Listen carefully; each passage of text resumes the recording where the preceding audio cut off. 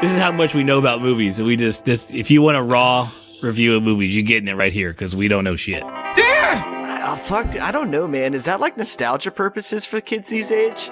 I don't give a shit. I don't care. We get that, Pop. Fine, I'll Google it through the magic of podcasting. You don't have to Google it. I'm just saying, you just take it out. No. Not bring it out, or just be better prepared. Shut your fucking mouth. I am your father. Man, sometimes I wish like things would stay at a simpler time mentality. Welcome to the Two Dads Review podcast. Are you recording on your end already? Now? Yup. Now. Right now? Now, yes. Now I am. Now, yes, now. Did you like it? Did you like it a lot? I didn't honestly, dude, like, I'm gonna have the most... Are you gonna Eeyore this episode? Yeah, dude, because I have felt like shit that I didn't care. Like, I honestly, like, I have not cared about anything outside of getting this house finished now. Like, I know, I feel like I'm dragging you in front of the mic. I honestly, you're not, but I feel like you are. Like, you're not, but, like, my brain is because everything is now, like, coming to, like, the final wire. It's like... I don't have time for shit else. Don't ask me to watch TV. Don't ask me to parent. Don't ask me to do anything. I got to get this fucking house sold. Like, and I was watching the show, and it was a really good show, and I just wish I was in a better mood. Mm-hmm. Like, just the past probably about 29 hours have just kind of been like a chip on my shoulder. Yeah. Vibe, and I'm like, it's because I don't feel good. I know what it is. Like, and I'm trying to be like, I go out and I put on my happy face, and I'm like, hi, everybody. I'm Sloth Bear. I'm super fucking positive all the time, and then I, like, walk through my door, and I'm like, oh, I swear to God, if someone fucking says hello to me again, I'm gonna punch my own face at this point. Like, and it's no rhyme or reason for it. Nothing. And I'm like, so, yeah, this show was, like, super cool, but I know it could have been way more exciting, like, in my head. But I was watching it, and I'm not gonna lie, dude, I just got through it. So I could do this podcast. I know. I feel so bad. I know. I'm so ready for your house to be done. I'm ready for it to be up on the market. All your biggest worries is keeping things off the floor and looking all pretty.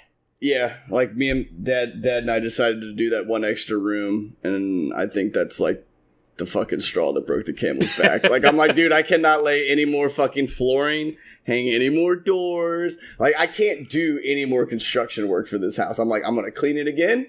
We're going to take some fucking pictures, and then everybody is going to not move from their areas until this house is sold. We're going to have a circumference of rings that I will clean. Like, I'm just going to drop place areas and be like, you can stand on this towel. Right. That's where you want to be. Put the towel under you, and then when you're done, empty the towel, and then take it to your next spot. We're fucking... That's not a horrible idea. Just gather it all together, dump it back in that box, and start again somewhere else. Yep. But you have to do it on the towel. Yeah, that's not a horrible idea. I can't... Oh, man. Like, we're not going to move from our house, like, till the kids are out of school. And I do not envy anybody who sells a home. Because I can't... Especially with kids. Like, I can't... This house isn't going to stay clean. There's no way that's happening. There's no way that there's not going to be something somewhere in the middle of something when someone walks in the door. It's just not going to happen. Well, you know, for me to continue to bitch about my first world problems as I work from home, the most inconvenient thing I have from this is when people schedule shit. I got to pack my dog and I in the car and go disappear for like 30 minutes at a fucking time every time. And, like, I remember I came back and, like, there was people, the first time I put it on the market before I did all the renovations, I was gone for, like, 35 minutes. Right. And if you can't walk through a house and, like, look at it and go, yeah, I want to put an offer in, or go, I need to come back to this after 35, like, you need to start paying rent at that point.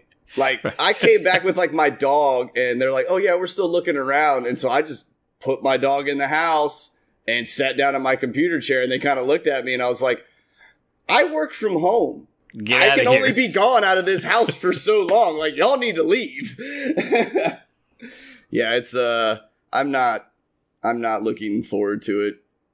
It's not going to be I hope it's like easy peasy with, like, as far as home selling goes. But, like, I don't want to deal with someone who's like a fence straddler.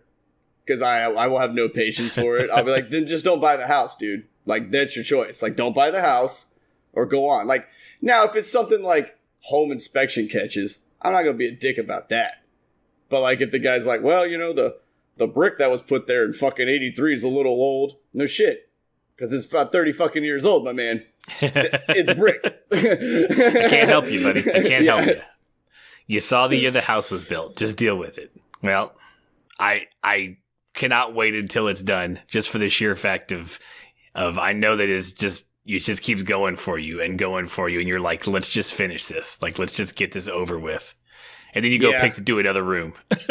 Right. I feel like my last 12 months have just been, as far as life concerning, has been like a snowball that has just been hauling ass down the hill, and I'm like waiting to hit that valley. You know? I'm like, all right, dude, can we just we're level out a little done with bit? all the hard shit, right? Like, can we just get me somewhere else a little more level for a little bit? Yeah. I don't mind going back up the hill. I'm okay with that. I don't mind working. I just needed to slow the fuck down so I can control some shit. Yeah.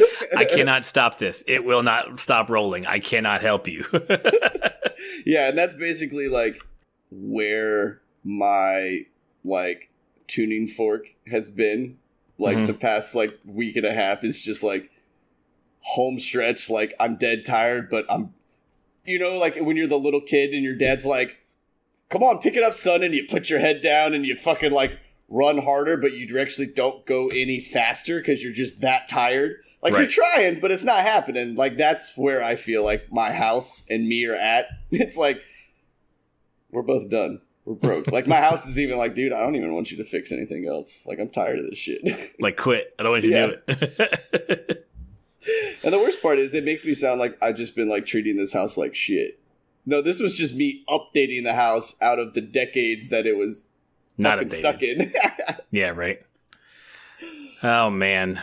And then I made you watch Star Trek, and I made you watch an episode that dealt with Talos IV, and I made you come over to my house and watch The Cage. Well, that was what'd you fun. think of the pilot? What'd you think of the original Star Trek pilot, the unaired pilot? It was okay. Again, like, it's probably one of those things, if I would have seen it as a younger man and like could have gotten its like hooks in me, it would have been cool. But since it's 2019 and I'm watching something from like 75 or whatever the fuck it was, 60 something, yeah, 60. whatever it was, like, it's just so old at this point that it's like, if the storytelling isn't cool, like, I don't care. I'm like, it's too fucking old. I don't. Because to me, like, we've all been so doctored with CGI and like nicer things our whole lives, basically. Like, when I see the strings hanging on, it's like I can't look past it now or whatever, you know. I'm just like, no, that's yes, if you're a Star Trek fan, like, that's some rabbit hole you should take a trip down one day. But if you're a dude like me, does not fucking matter if you ever watch that episode at any point in your life, especially if you're like a dude that just kind of jumped in right here. Right.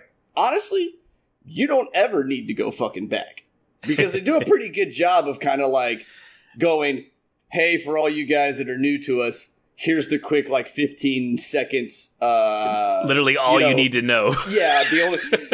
Here's all the important stuff from the episode that you needed to remember. Here it is. Like, yeah. I mean, it was cool. It's fun. It's like a blast from the past kind of thing. But at no point would I be like, hey, man, if you haven't watched that fucking pilot, you're not a Star Trek fan or whatever. You know what I'm saying? Like, you could be a huge Star Trek fan, and I don't give a shit if you've seen that pilot. Because honestly, it doesn't fucking matter. Except for this little part right here and the fact that Spock smiled once. And then they played off it in this episode. Like, yeah, it's like, and when the episode started and they started running through the old, footage from the pilot, I was like, well, he didn't have to come over and watch that now. I was like, they literally took that entire hour. I chuckled to myself. I was like, well, damn it, there it is again. They just visually gave me all the shit I just needed this time. Right. Literally every clip on that thing was something I was like, hey, that's the flowers that friggin' sing. Hey, that's Spock smiling. Hey, that's the guys with the nice makeup, with the decent, like, literally everything I pointed to you during the show, like, that's kind of important. That's kind of important. They literally put on the screen. I was like, That was a wasted evening. I was like, he could have gotten so much more work done in his house. Well, now the board game was fun. True. Sagrada, especially midway through when I forgot like halfway that you couldn't do like diagonal moves. That would have made my board so much easier. Yeah, but I'll tell you what, man. For me, just taking it right and up and down basically the whole way. Mm-hmm. For only having one spot left, I'm not utterly disappointed with how I ended up working that board with those dice. Especially like when it was 3/4 full and you go, you can play diagonals, right? And I was like, I did, but I totally forgot. Yeah, okay. That would have helped. For anybody who's into board games or dice stuff, check out Sagrada, which we were playing. Saying what the basis of it is makes no sense, but it's based on building a stained glass window, and it's kind of freaking cool when you get down to it. Just Google it. You guys can figure it out. You know how to Google. So, but yeah, so the intro, I noticed on Twitter that everybody was going nuts. They're like, oh, that opening, because I did like how they finished on Pike's face, and then they switched to Anson Mount's Pike. Like, so there's like, just in case you're figuring out who's who, this is him. We're all good, right? So I thought it was a nice nod to the history and a nice way to bring it in, because it's all canon, it's there, so no problem with it. Yeah, and I think like the worst part is like people get hung up on that stuff. Like this Spock and the original Spock, like that dude looks like he's 20 fucking years older in the original. Poor Leonard Nimoy. Well, he looked like he was 45 when he was 22. Yeah, but Leonard Nimoy had also stopped at 45 for the next 30 fucking years. Correct. And then he was like, oh, hey, by the way, I'm 70, and then I'm going to stay here for a while. Like that's pretty much how his evolution went. You saw him one day, you're like, no change, no change. You're like, oh man, you look kind of old. And then one day you were like, oh, you got old man face, but you're still ticking. Awesome.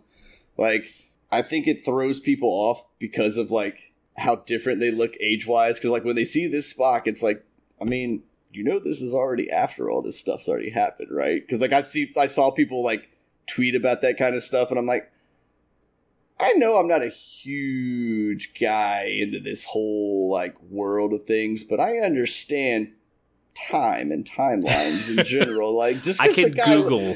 Just because the new actor looks younger doesn't mean that this is like 20 years prior. You know what I'm saying? Right. You're right. It's infuriating, which is why as a 39-year-old man, I sometimes just can't internet for a while. I'm like, how did you literally post, hey, can somebody tell me what this is, when you could just Google it? Like, just don't go to this page and post it to this Facebook thing. Just Google it. Like, stop. Like, no one's going to do it for you.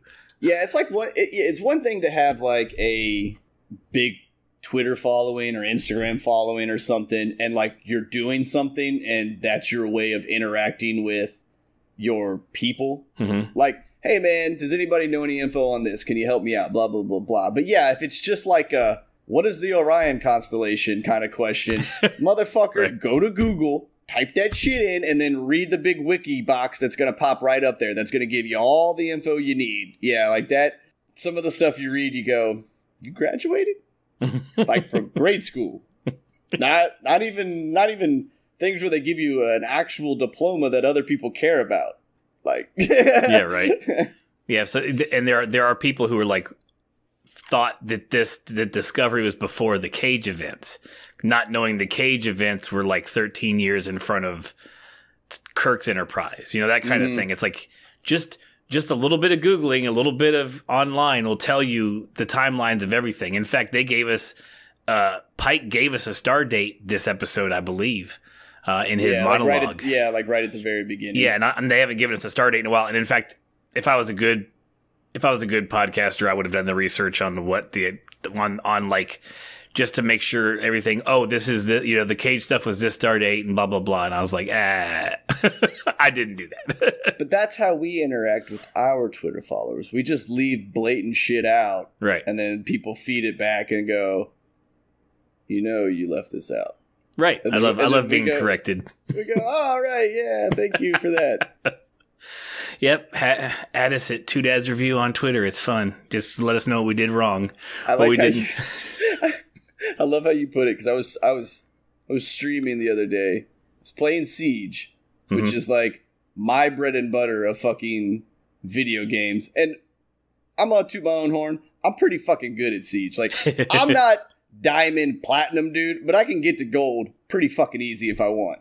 And like, first thing, dude, guy hops in the stream and goes, "You're doing that wrong." And like, whatever I was doing, and I just went, "I'm walking, homie." Like, I was literally walking over to like plant my little like metal wall. And the dude was like, "You're doing it wrong."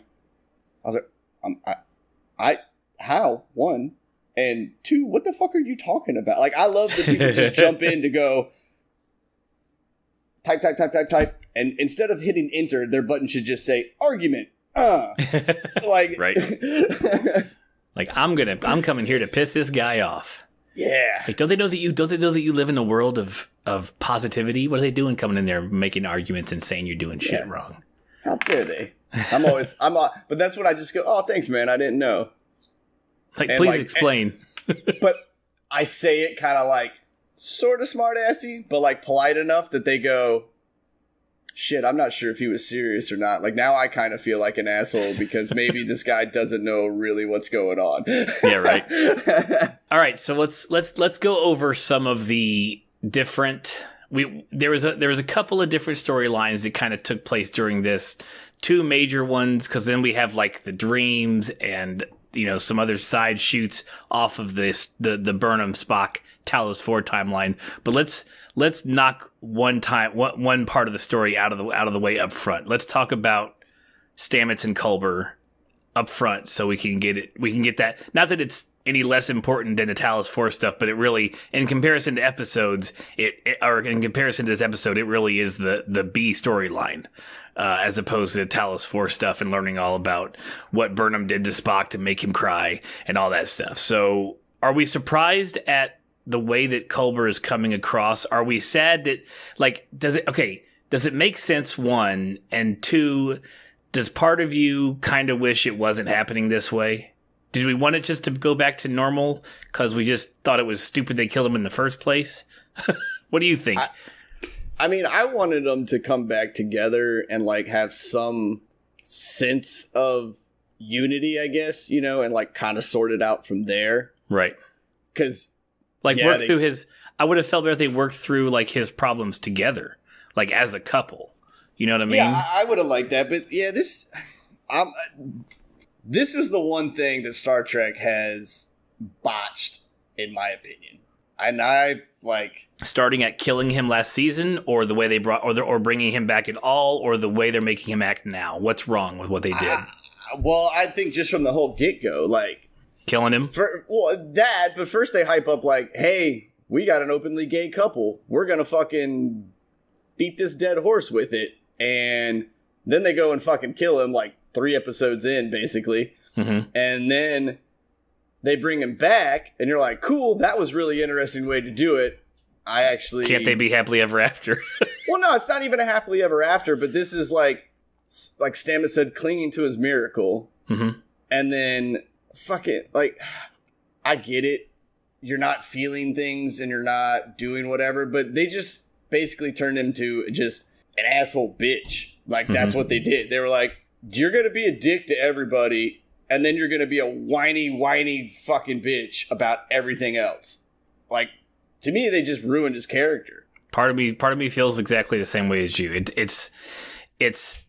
I liked, back at the beginning of season 1, I liked that Star Trek had a gay couple. Great. Awesome. They've kind of danced around the edges of relationships like that in the past. I know, dude. But I'm never... at the point, man, where like I want gays, like, and lesbian and transsexual like things to be so fucking normal that like a dude walking into a bedroom with another guy. I don't even want the closed door shit. I want the funny fucking like sex scene that you get in a normal couple, and the kid walking through the door and they're like, "Oh fuck," like, and everybody flips out under the covers. That to me is where everything should be at. Like, and this whole like, "Oh, we brought up a gay couple and then we toot the horn and then we do all this bullshit that we're talking about, like, to this character."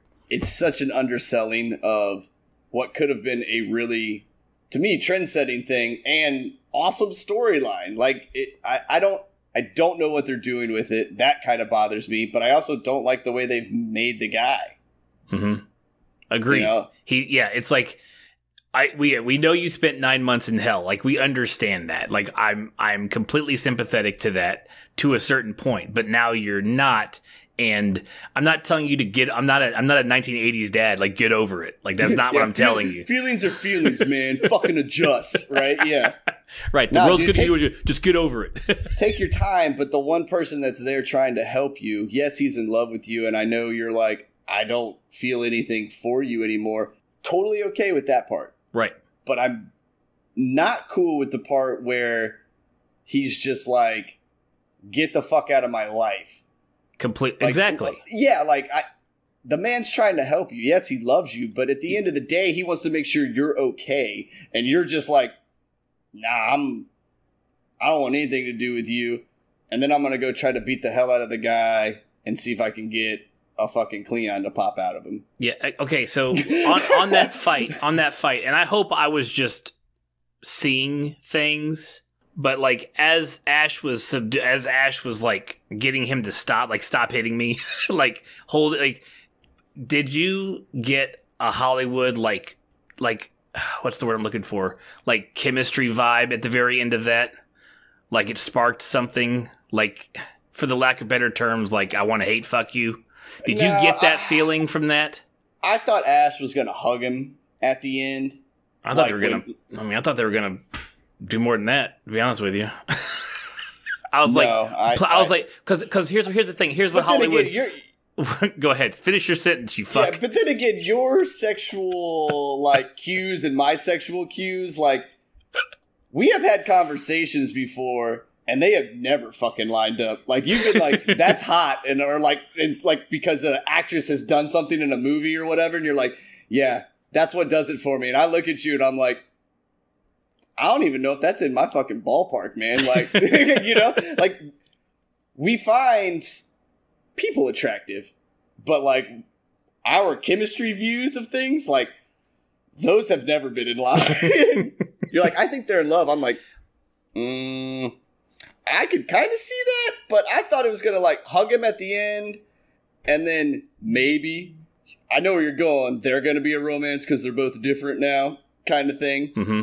I thought there was going to be a hug, but yeah, I didn't see the intense fire passion that you were going for. It's just because of, I've seen that fight, but like, not necessarily like in fisticuffs, but like that sort of like physical altercation in Hollywood. And I'm just basing it on how Hollywood does things. And yes, Discovery is not your run of the mill Hollywood show, but like, there's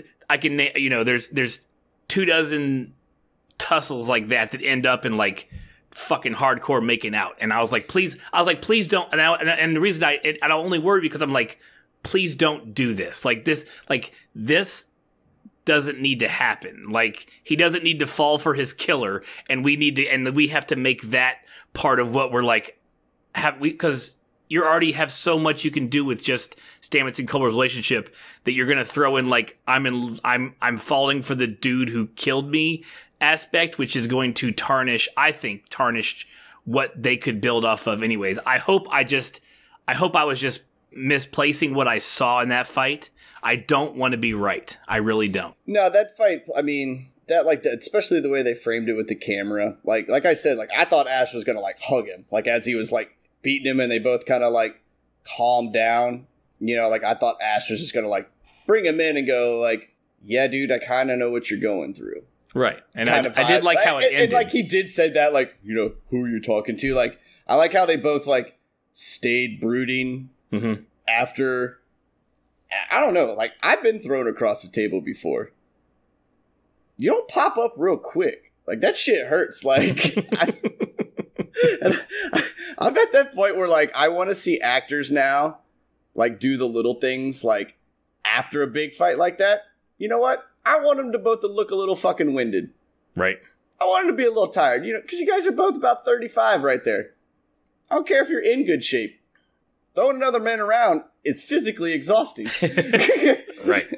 Yeah. But yeah, dude, if they do that weird, like, I'm in love with my killer, and now here's a love triangle of 3 gay men and an alien and a dude who's not fucking sure what he is. Like, Right.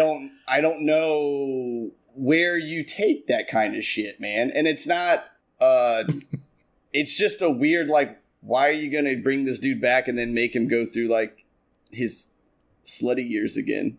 Yeah, well, true. Right. Like, I don't know. I just want to hate fuck you. Like, stop. Dude, like, no, I don't need that. So, like, Yeah. I hope that I'm hoping that I'm reading more into that fight than I am. Than is there. I really do. I will stamp it now. If they do that, I will stop watching the show. It'll make our podcast a little bit odd. If they pull that shit, like, that will turn me off of the show. Like, I just won't care for it anymore at all. Well, that's cool, because then we'll have you hating it and me still on board, because I'll be on board for anything Star Trek puts out. Yeah, So, I'll just be like, you know me and TV, man. I just don't give a fuck. right. I'll read the Cliff Notes and I'll come argue. A way they could do it that would be okay with me is if Culber's trying to befriend him and Stamets sees it as, like we are, like I am, like seeing it as more than that is there. You know what I'm saying? So if, like, Culber forms a friendship and then Stamets gets jealous, like, I can see that. But right now, Culber wants 0 things to do with Stamets, and it's a bit. I feel bad for the guy. Like, it's like for Stamets, I feel bad for both of them, but Stamets is, and let's not get it. I mean, he's trying way too hard right now. Like, Stamets is, like, bringing in dinner and trying to make things all normal and pretending like they're picking up where they left off, and you're not, you know. You got to take into account the dude just got back from the network, man. Like, he is not in his right mind right now.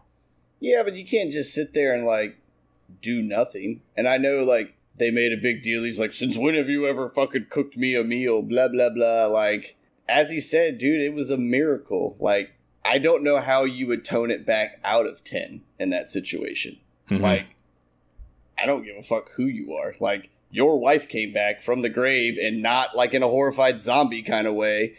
You would be like, I will clean this house. I will do whatever the fuck anything that you have ever done. Now my responsibility. I'm just happy you're back. Right. You know, like, I just don't like anything they're doing with it. Like, I don't like the way they've made him just insanely angry, even though he doesn't understand. Like, right. He's a fucking doctor.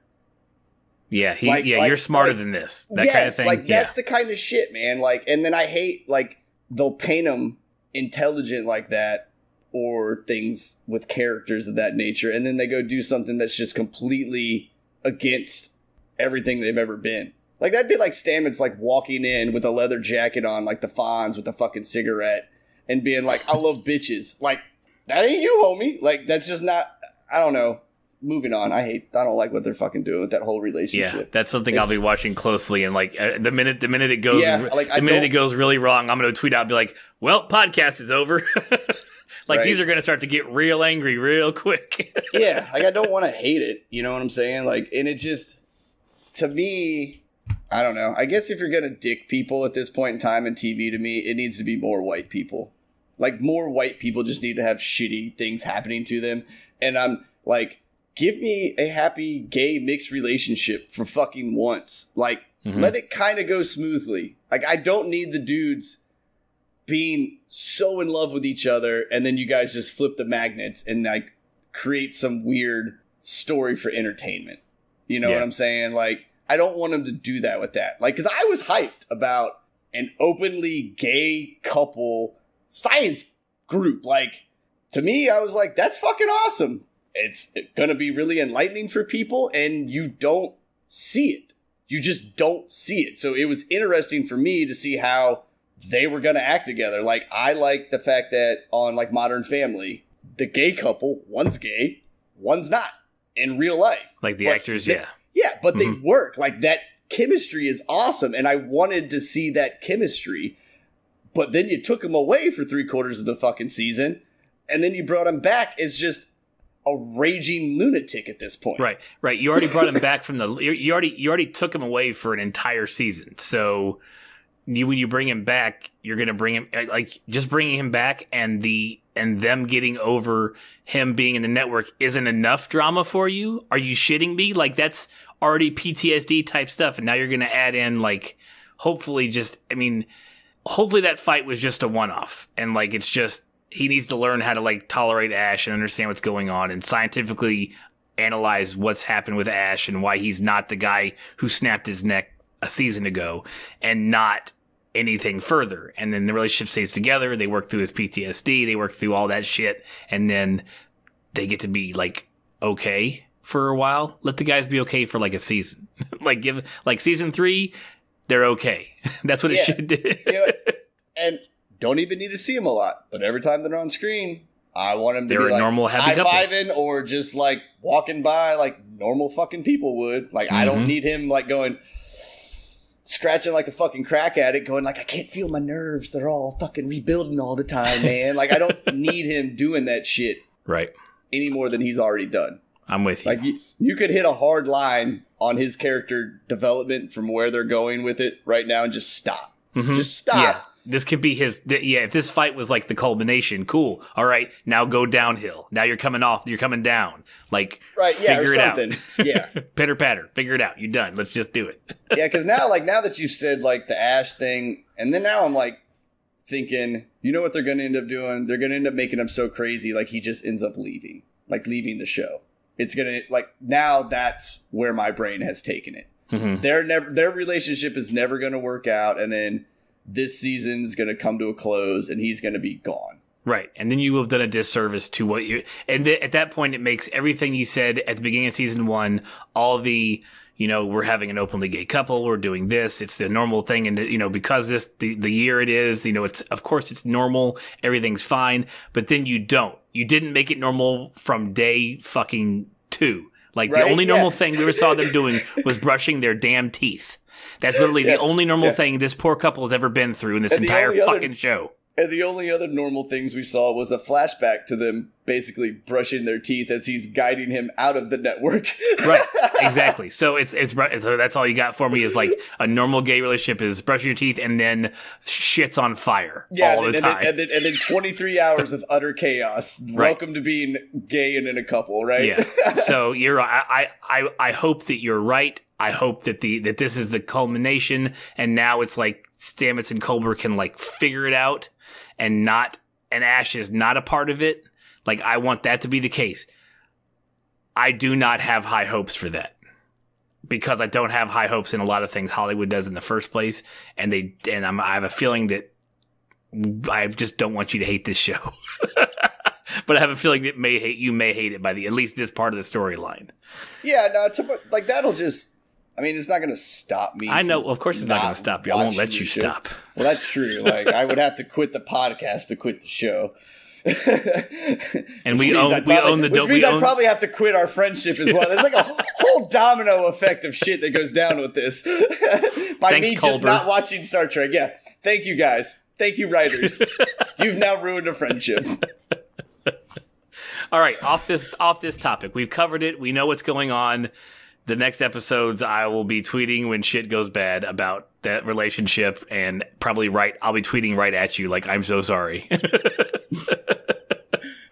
Hey, man, at the 15-minute mark, just hit that skip 30-second button. You'll be fine. You're all right. Right. Skip from 13 minutes to 14:50. You're fine. Don't pretend. Nothing happened. What happened? Nothing happened there.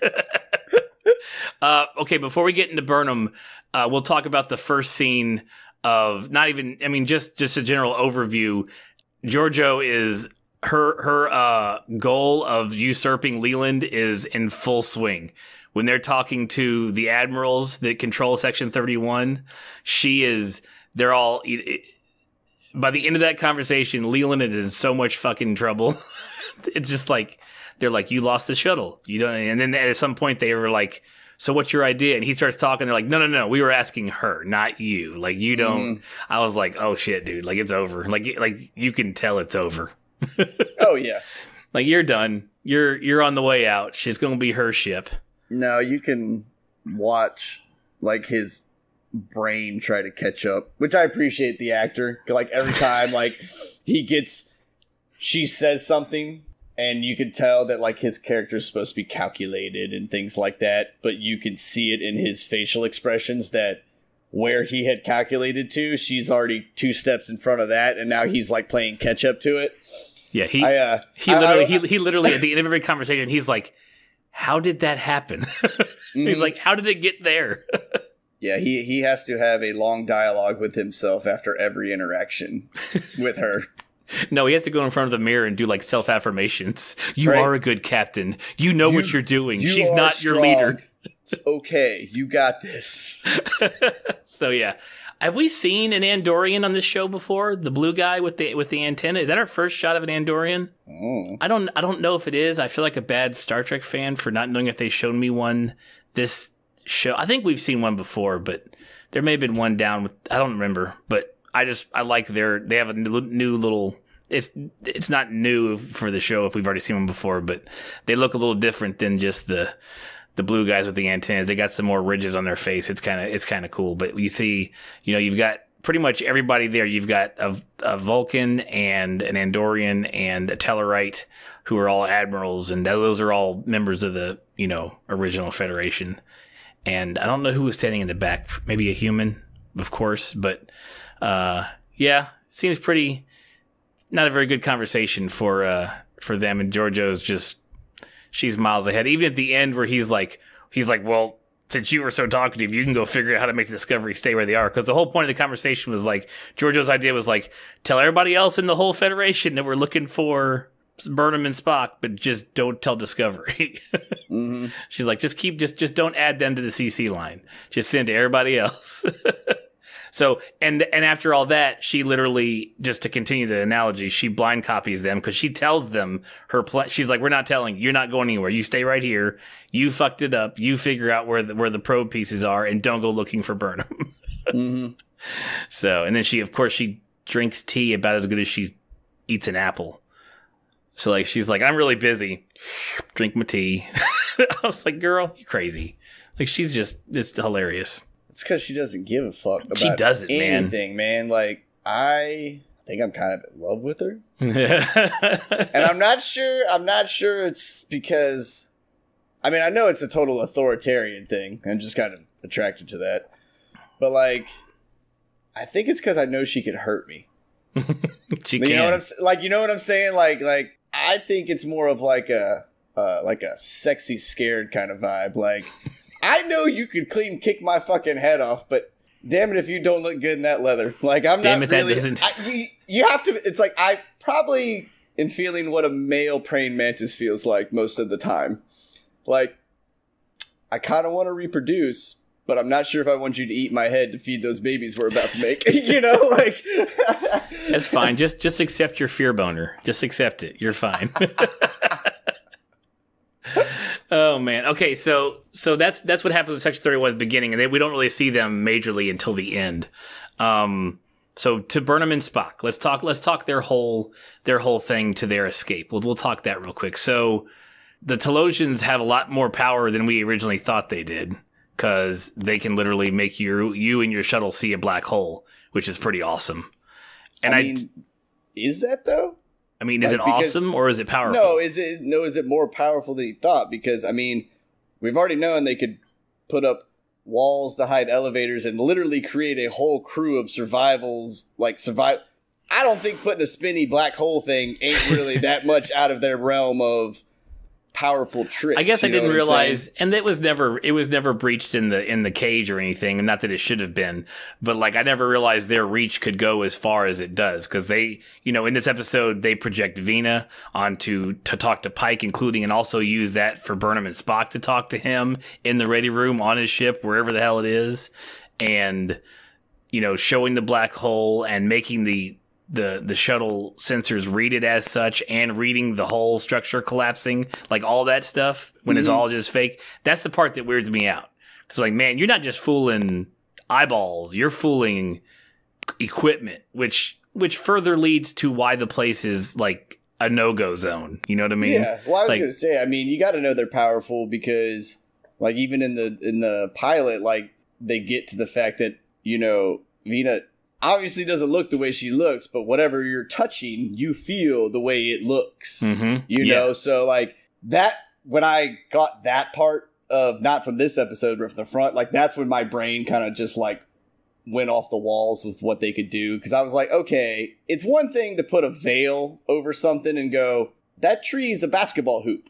Mm-hmm. But then when you walk over to said tree and you go to grab where like the base of it would be, and it's that skinny ass little pole that you can wrap your arms around and you're not getting poked by needles and shit like that. The fact that they're masking all of that, I was like, oh, fuck these guys. Like, yeah, right.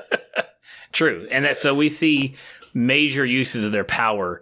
I do like, because we didn't do Interstellar for our time travel series before Discovery started, the movies we reviewed, like you didn't get to see their black hole in that movie. But just for a quick side note, like all the science that went into Interstellar is based off of real science and what things actually would more than likely look like. So that black hole we saw in Discovery is literally a carbon copy of the black hole in Interstellar. There's more colors in Interstellar's one, but it's a movie. This one was like, it looked like a sun. It was just spinning around. It was all that like yellow light type thing. But I thought that was kind of cool because I'm like, oh shit, they're literally doing, I mean, that's what would, from now on, since Interstellar's made, those are now black holes. It's not just like a, black dot somewhere, like where no light could escape. It's all this other light spinning around it, getting sucked in. It's so cool. And like Spock and them like going into, I did like their little like cockpit fight, because she's like, we're all gonna die. He's just like not speaking, just like keeps like striking her and like pushing her away and like just going towards it. I just thought that was just so cool, because we're all like, yeah, we know who these are, we know who these guys are, we know it's not real, but man, it's cool. And it just kind of pops like a balloon. It's like, there's nothing. I thought it was great. Yeah. I did like when she landed, and we mentioned it last week, and I'm glad I was right. So we get to see Vina right away, pretty much right away. Burnham gets off. We get to see the blue flower. With the whole point of her getting off the shuttle and walking around for 2 minutes is for the sound that they emit, and her getting to touch the blue flowers, which is similar to what her brother did when he first landed on the planet back in the cage. And yes, the smile, when Spock smiled and all that stuff. But yeah, so we see the flower, Vina. We meet her. Of course, we were going to see her, but like it's cool that they kind of kept it like under wraps. Like all the Talos stuff was all kept under wraps. The lady who was Melissa George, who is the actress that plays Vina, like she was kept under wraps as being part of the cast. And I thought she did a fine job. I didn't have a problem with her portrayal of Vina. I thought they could have disfigured her a little more. Like I felt like her when they showed her disfiguration, I was like, I see what you did, and I feel like you guys could have gone a little better on that. Even though the one from the cage was kind of goofy looking, like when they finally transformed her and gave her the whole like hunch shoulder, like one hump shoulder. Yeah, but she looked like she was in a wrecked fucking spacecraft. Like Hollywood does a terrible job of making pretty people ugly. True, right? I mean, it's just all there is to it. Like, just put glasses on. Unless they're gonna make them. Unless their character is just called for being ugly, you know what I'm saying? But like when they go to like do the beautiful person old or the beautiful person like disfigured, it's like when they go to put the makeup on, it's like their brain is correcting them, going, "But this is pretty. We don't ruin beautiful things. Like, what the fuck are we doing here, right? You know, like right. they don't know how to do it. Because yeah, like her face, and especially if she's supposed to be landing there as a child, like. She just looked like she just caught a big flame to the side. Yeah, she's a little bit. Because when you say they put me back together, I guarantee everybody's head immediately goes to like Rubik's Cube Lego kind of thing that you've somehow shoved back together, but it's never quite right. Because that's what put back together is. Like, because if she was fixed, she would say like I was repaired, or I surgeryed me right. Like, I don't know like what terms, but when you use the words put me back together, like I'm thinking of legs where a fucking arm is, especially when she goes, because they had no knowledge of humans. I'm like, but they're bipedal with arms. Like they at least knew where your arms and shit went.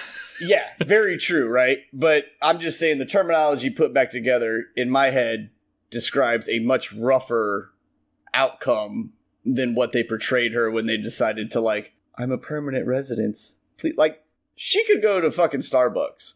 Yeah. Like, people would look and go, like, ooh, and wonder what happened, and there may be somebody, like, that might be an asshole and say something. Mm-hmm. But she wasn't so put together where, like, when they dropped the veil, I went like, oh, shit. Right. Like, I think even Michael tried to, like, put on the, like, oh, Ugh. but looking at the makeup was kind of like, I can't act surprised, guys. Like, this isn't a whole lot going on here. Yeah, right. I mean, part of me, like, I don't know if it was this episode of The Cage where she says the line, like, everything works, but they didn't have a blueprint. I'm like, so, like, are you saying you shit from another location now? Like, is that, like, internally everything works, but it's all going in different places? Like, what's going on? Like, because you're right. It's like they have arms and legs. They're literally right in the same spot, just, you know. Yeah, I mean, the only difference exterior-wise that the Velosians and that human would be the size of their head. Mm-hmm. I mean, and even cutting her open, you would look at it and go, okay, her hinges are pretty much in the same spot my hinges are, and my sockets Right. are pretty much in this. That's where that kind of goes. Like, and bones really only go back in certain areas unless you were just actively sticking it somewhere else and making it fit. You know Right. what I'm saying? Right. At least the major ones are in the same spot. Right. Yeah. So yeah, so she was done well. She was nice because she was the one that did a lot of the talking, which, you know, in the cage there, you know, she does some of the talking, but there's also a lot of you know, mental back and forth with Pike and the Keeper, and then there's also verbal back and forth. And they didn't hit on, I mean, because they would come in there for help, they didn't have to hit on the fact that you can mask them from getting into your head with just pure anger, which is what Pike used the first time. But they did require for them to fix Spock's mind, because they could tell that Spock was viewing time as a fluid rather than a line or a constant or whatever. It's the best way to describe that. Why is it the best way? Okay, so when they're talking about linear, like there's a beginning and an end, Mm-hmm. and then when you're talking fluid, you're basically that air bubble that's in the jar Mm-hmm. that you tilt and you go back and forth through time. You're fluid. Do Right. whatever the fuck you want. And like, oh, when they said that, dude, I'm not gonna lie, man, I got sexy chills down my spine. Like my little nerdy self, I was like, I pray to something somewhere that one day, like, on my way out, I either get shot in a black hole to see what the fuck it's all about, or I figured out time travel. Mm-hmm. Like, and I don't want to go back and like de-age myself. I just want to do it. Like, if I get time travel and let's say I'm 70 and someone's like, yo, you're going to die at 73. They're like, you figured out time travel, so now we're going to tell you your death. That's the problem. Mm-hmm. Once you figure out time travel, you now know you're going to die in 3 years. I'd be like, you know what? I'm solid with that. There's a lot of shit I can see and do in 3 fucking years. Right. Yeah. But yeah, well, you're right. It was a good way of describing it. It let us know kind of what he's going through, why he's screwed up, why he's messed up. But their charge, like their cost for fixing him, is to see, and how they knew about this, other than I guess scanning her first, or they read the script. They read everybody's complaints the past few episodes, is they want to know what happened between the two of them. I'm not a fan of this being how we found out. Well, I don't think that was actually them doing a trade-off. This is all Spock's doing. Yeah. He needed her there to tell that story to fix him. Like, as she called it, like, she's like, I'm your bedrock. And he's like, instantly like, that's bullshit in a Vulcan terminology. Right. You know, like, that whole setup right there is solely for Spock. Like, that is not the brain guys going, well, I need a little bit of your fucking Some drama to get me through my boring existence here, or whatever it is. Like, I think, because Burnham basically called him out on it, like, at the end of it. Yeah. I think Spock got to where he needed to be, and then his brain started to break. And then he set this whole thing up to fix himself. Because he said, it's like, you think, I can see how you said it, that you were going through everything, blah, blah, but I led you here. Like, he told her, he's like, I brought you here. Right. You know, like, this was a whole big fucking setup. So I don't think that was really anything to do with them, like, needing something or whatever. This was, I think, them kind of doing a favor, but just banked it as, hey, you're going to give us something for something. Right. I don't, like, and I know they I guess they live off of like experiences, experiences or entertainment, right? The way, just the phrasing that Spock used at certain points during this whole interaction with it, I kind of think that was Spock doing a brother thing. Like he thinks, I like that idea, but he still seems there's a lot of little like digs he takes at her during this episode, and I'm not sure what I almost feel like he's reluctant that she's the one that he knows that she is his bed. She's right. I'm your bedrock. Well, he's mad he's about like, that. He's like, it sucks that you're the one that can fix this because I fucking hate you. He's not excited that like when all of his shit went to shit, that she was the one thing that he could lasso to and go, this is what's going to keep me here tethered. Otherwise, I'm done. And I think some of the digs were him kind of essentially doing what any brother and sister and siblings do. Here's a little bit of payback for all the bullshit you fucking said to me when I was a small child. When she, like, because when you get her story, though, because this is the whole thing, though. Spock's not supposed to have emotion, but he's half human, and whether you fucking want it or not, he's not going to be able to control shit like that.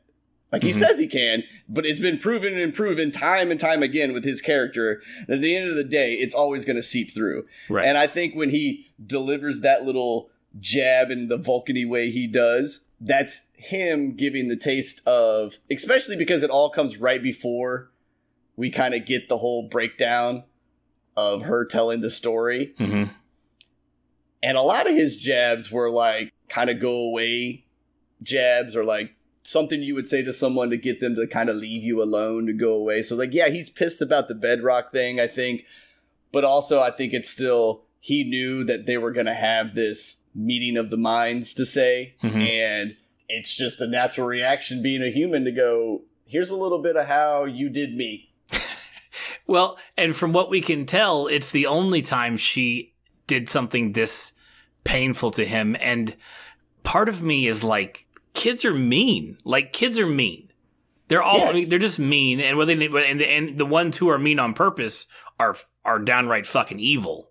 Like, because there's no filter. There's no, the way kids can be mean to other kids doesn't, at least as an adult, you have an experience in your past that you can like go, maybe I'm not going to go there. Like, I'm going to be mad and I'm going to say some shit, but I'm not going to go this far. Kids don't have that filter because they don't have that comparison. Perfect example. Playing with my child, and she goes, like when she was young, mm-hmm. not like 8-year-old she is now and has learned teenagery shit. This was her at like 3, playing with her in her room one day.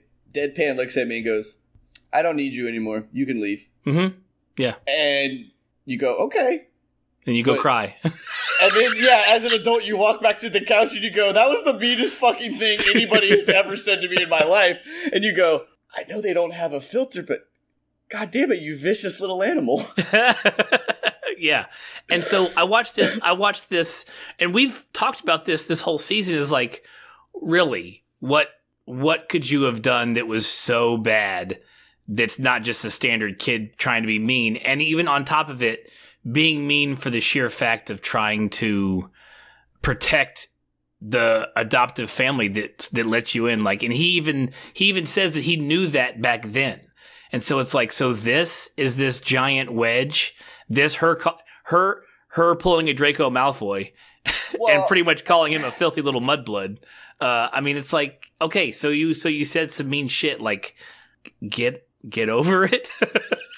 Is that our theme for the day? It's like, get over it. I guess, but it's like, I mean, everybody's got something that's from their childhood, you know? And the fact that, like, you know, Spock's sitting there going, like, I love you. Yeah, I mean, don't get me wrong. Like I was trying not to tear up a little bit watching the poor little... like, this is, I mean, for a brother and sister kind of thing, especially when they're not technically, you know, blood related in this situation. But this is, you've been brought into my family, and I'm calling it our family. We are this together, and, you know, she's... It hurt. Breaking it off, it hurt him. Like, yeah, I mean, that interaction hurt. Like, every time, like, it from the beginning to the end, because she was saying your family, your house, and he kept correcting her, saying our, and she's like, fuck no. And then, you know, and she, I don't know, I just, I understand the scene. The scene was remember, emotional, and it was like been told to be a Vulcan, so he's also got a human side of him that's sitting in there. And you know what that human side didn't get? About 30 years worth of fucking therapy. True. Like, I don't, so to me, it makes perfect sense because at that point, he said, I went full on Vulcan. I just cut yeah. So he never dealt with any of that. And Michael just fucking held it in. She never dealt with any of it either, and then they just had this weird shit because he never brought back out the piece that was actually their joining, that she broke. Yeah. Because she did break him. She did break him there, as a kid. And you're right. If he goes full, if at that point he decides to go full Vulcan and not deal with emotion and just box it up and put it away, yeah, I can see how that festers. You may have convinced me, but from the outside, you're like, we've all had that fight once and twice as in childhood. Like, you just kind of figure it out and get over it. But if you box it up and don't deal with it, I guess it can snowball or fester into. Yeah, and I think that's my thing with it is like Michael. Part of her problem is she's kind of quote unquote tried to deal with it like emotionally, but she's never been able to talk to Spock. Mm-hmm. And then and whether she brought, because we don't know how many other times she's tried or they tried to circle back to maybe that conversation, and then it kind of just fell apart, or no one ever got the nerve to actually like bring it up. But to me, if you got a culture that basically shows zippy emotion, and then you got a whole nother side of you that is essentially ran on 100% emotion, yeah, like, you're just gonna be fucked, like, it's just too conflicting in your head. And I think, like I said, I think that was Spock setting that up, logically knowing that this needed to happen, and also, like, the human side of him going, that's my sister. We need to sort this out. Right. And then they just had the brain people explain it, visually. But yeah, I don't...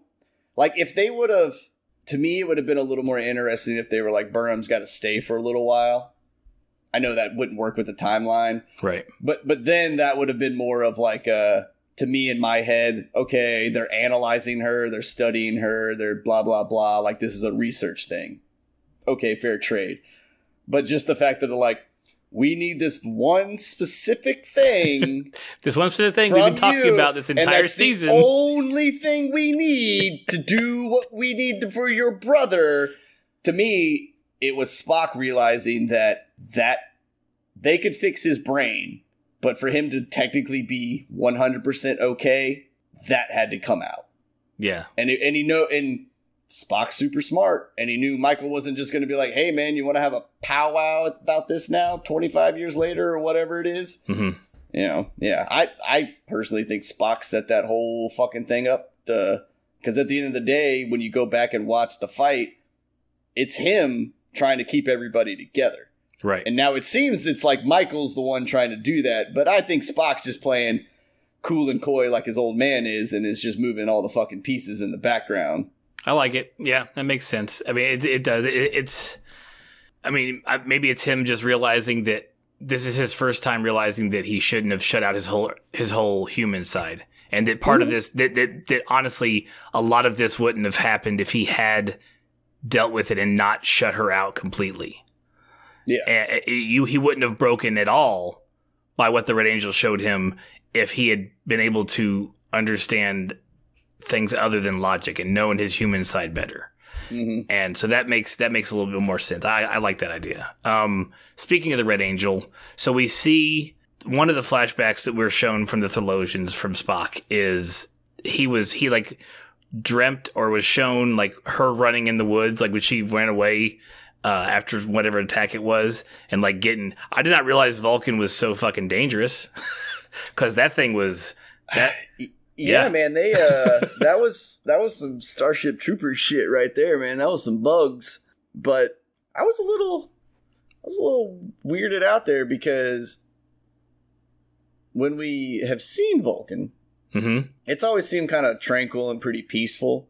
And in any time we've ever seen Vulcan, it's very tranquil. Any iteration of Vulcan throughout the history of Star Trek. And then they go, and then like he's describing, and he's like, you know, you ran out to the dark woods or whatever the fuck they called it, right? And within like the fire swamp steps of being out there, that fucking massive bug rose out of the ground, and I was like, what kind of Terminex y'all got in your properties? I'm about to say, she's been running for a total of less than a mile. So you're saying within a mile of your home where your children play, like there's things just hanging out? Yeah, so I want to know, like, what kind of, like, Terminex pods or some shit you got, like, in the ground? Like, what electric fence is going on? Because if that's just, like, technically in your backyard, you know what? I also haven't seen a pet on Vulcan ever.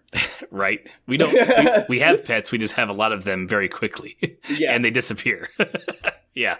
Yeah, that was... So the Red Angel showed Spock where she was and what was going to happen to her. He wakes... tells his parents, like we've seen, and Sarah goes and rescues him. And then later on in his life, when the Red Angel appears to him again, it takes him to some remote winter planet, like frozen planet, which was interesting because when I saw him in that outfit, I was like, oh shit, we're going on that Spock we're on Hoth. Well, not even Hoth, but the planet that Spock in the new reboot Star Trek timeline, the Kelvin timeline, like when Spock does his time traveling and lands in this timeline, he's on a winter planet as well in almost the same garb, like almost exactly. And I'm like, are we going to do something with this? Like, are you going to tell me? I don't know what they were going to tell me, but I was like, they're going to tell you that Spock's a time traveler and he's the one been talking to his fucking self. He slides the briefcase to the burnt victim. Yeah, right. Go back and listen to our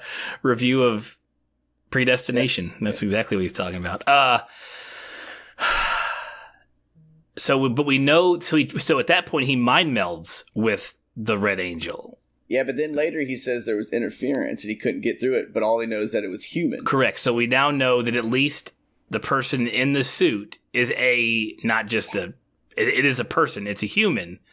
At least part. Like you said, it could still be Spock if it's part human, and that's what he was getting from the emotion, but he doesn't, or it narrows down like any of our other ideas of who it could be that was not human. Still doesn't count out Arium because she was human to start and just has been modified.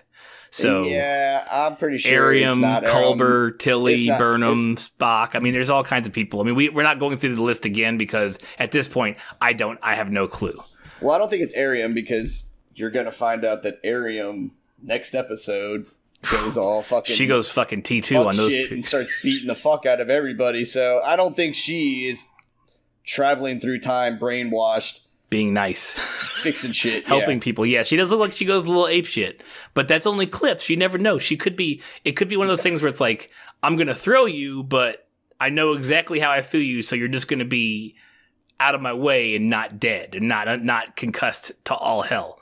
But no, it looks like she pretty much goes bad. She's a bad guy at this point now. So while we're on, we've pretty much covered the Spock Burnham stuff. I do want to mention that like the brother sister quips, like the when she first wakes up from passing out and their conversation is not going well, and he's like, "Do you want to ask a question that's actually relevant?" And she's like, "Is there a better version of this conversation?" And he says like, "No." And she's like, "Okay, how about this? Do you think that beard's actually working?" I was like, "Zing! You got it." I thought those little, in all the craziness that was going on, and deep. We got to watch this and pay real close attention. Those lighthearted moments I enjoy with this show. So I thought that was cute. But okay, so let's go talk to big problems, or not big problems, but while they're searching for parts of that probe to determine where it was from, what it was doing, Tilly informs us they've collected a metric ton of it, and not a single piece of it is from the probe. It's all from the shuttle that exploded. So where'd it go?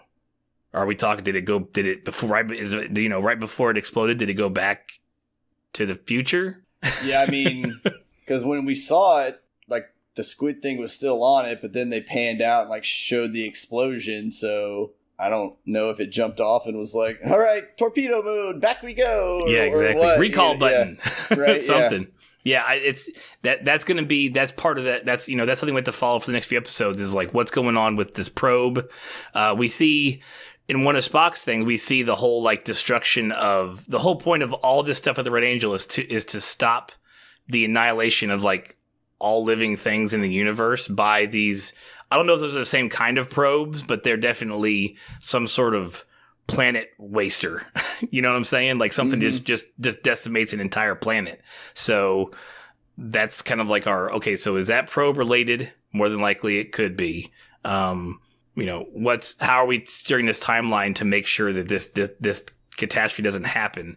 And like, where did the probe go? We see that Arium is still like hacked all crazy. In fact, to the point where I'm pretty sure, I'm 99% positive she's the one that sabotaged the spore drive from when they were trying to jump to warp. It's kind of a given. I mean, the whole thing was like they were Saru was tracking down who was sending petabytes of information somewhere, and they think it's Ash because nobody trusts him. But then he was confined to quarters at some point, and that's when the drive went down. So they're like, well, shit, he's there, so he's not fucking with the machine. So who's doing this? So next week, the drive was already down, and then they told him that like, hey, that's real convenient. And then they caught all the transmissions, and then Saru's like, yeah, they're using your code. Mm-hmm. And so they put his ass, and then that's when you see Arium's eyes flash, and then the next fucking episode you see her beating ass. So she's messing stuff up. So and at least it doesn't take very long for them to figure it out. Because like, you guys are smart enough. You guys can figure this stuff out. Like, so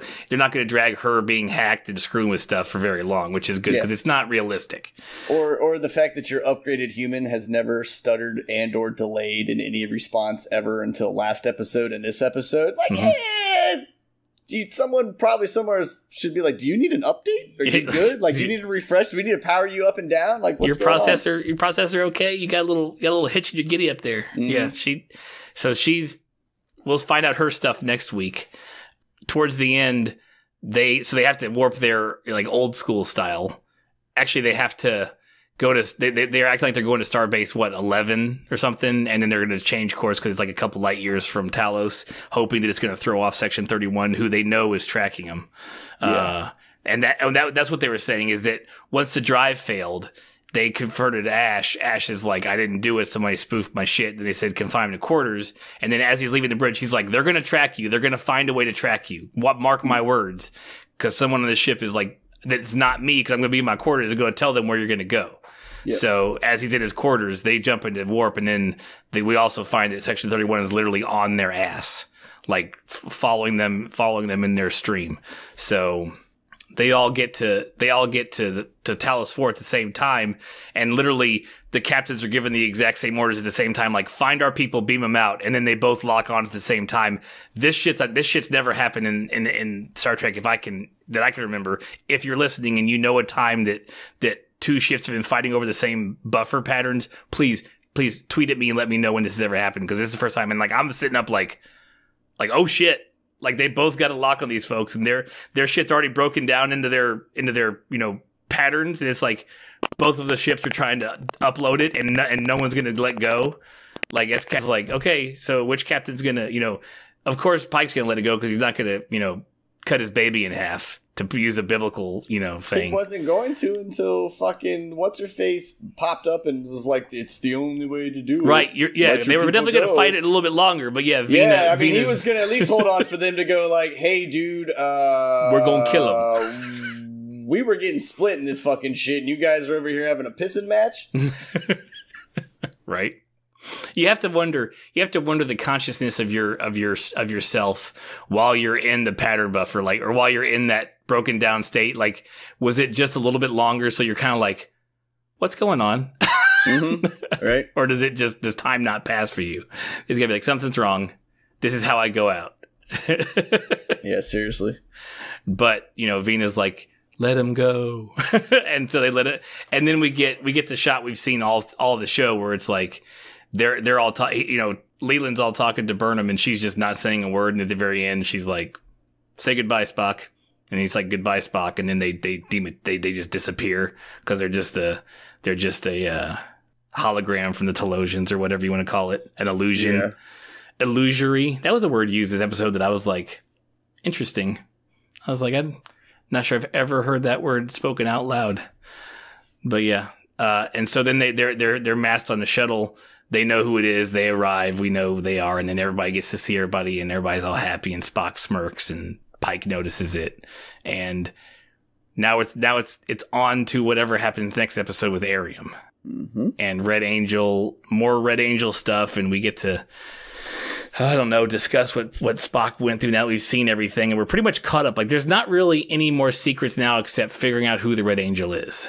Is that all that's left? Figure out who it is and and whatever the probe stuff is. That's our big questions now. Yep. And what's going on with Culber? Please don't make it a love triangle. Please. Yeah, seriously. So yeah. But that's it. That's it for the episode. A great journey to Talos IV, something that was not in any of the trailer stuff, the lead up to the season. It wasn't hinted at by any of the writers. And the surprise from last week of them going to Talos IV and then this episode being on Talos IV, I thought it was well done.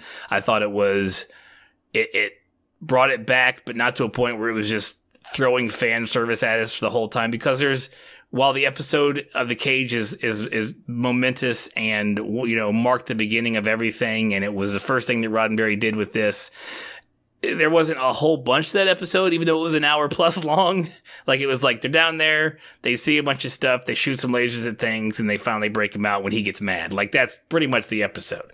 So it's, you know, but they had enough fan service in this episode for it, and I thought it was well done. And once again, Discovery, I believe, delivers with when they're bringing older canon into the show without making it just let me plaster you with fan service so you'll love us. It's not that kind of thing. It's more of like an homage and like a respect for. And in fact, when you watch any of the actors, like Ethan Peck, the guy that plays Spock, or Anson Mount, the guy that plays Pike, I have to give those actors a lot of credit, because those two guys are about the most humble people in the world when they talk about taking on these character roles. So when they talk about it, like, I can tell, like, oh shit, you sat down and watched all the original series, and you sat down with, you know, read both of Leonard Nimoy's book, I Am Not Spock and I Am Spock. He'd done all that. Like, he's like Ethan Peck went nuts on research, so he could then realize that the Spock that we know from the original series is like the light at the end of the tunnel that he's working for. So he can put his own stuff into it, but knowing that where we're getting to is that Spock that we all know. And it's really cool that the guy is like taking the time to care about these characters. And to be honest with you, and I'm seeing it all over the internet, like, I'll watch a Pike show if they bring him, if they give him his own show. I love his character. I love everything about Anson Mount's Pike. Like, I could watch him forever, except he has to go back on the Enterprise somehow at some point, but it's too bad.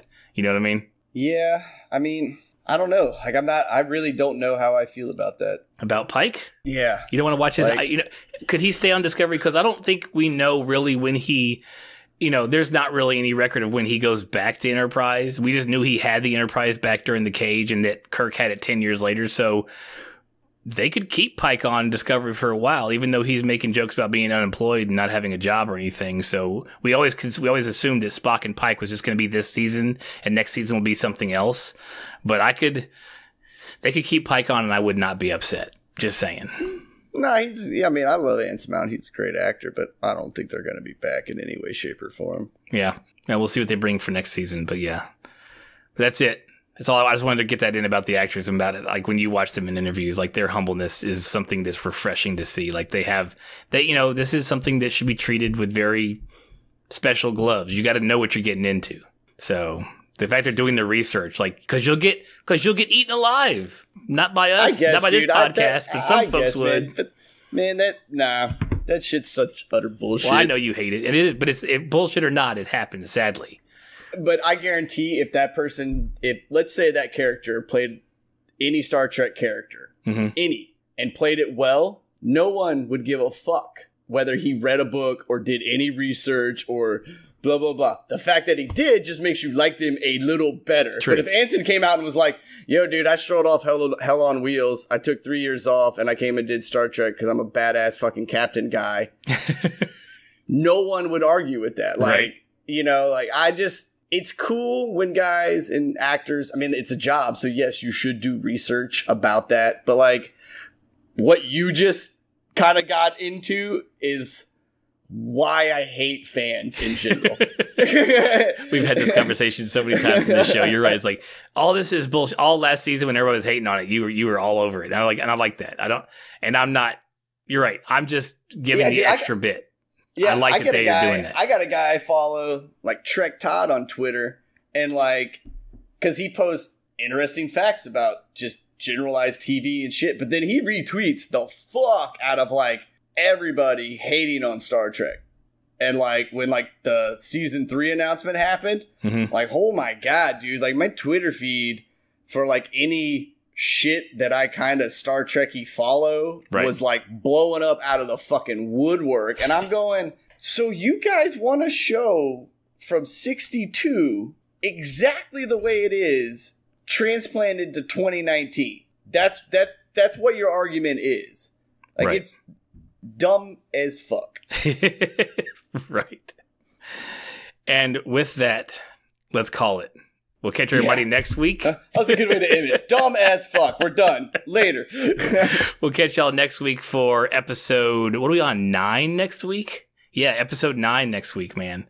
And we're over the halfway point. We're over the hump. We've actually been over the hump for a couple weeks, so nothing but a few episodes left, and then it's on to next things. So until then, we will catch you guys later. Take it easy.